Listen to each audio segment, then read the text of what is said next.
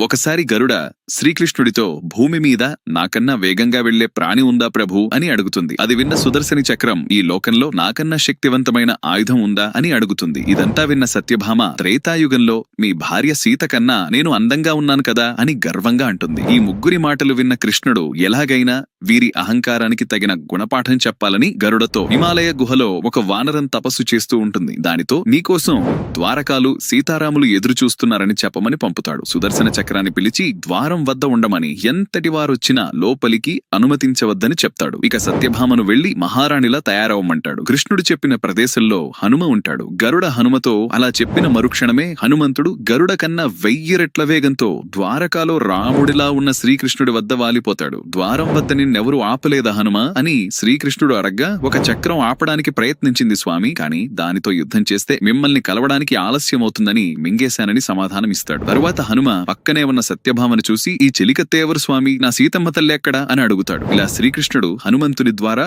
ముగ్గురి కళ్ళు తెరిపిస్తాడు. Download ShareChat.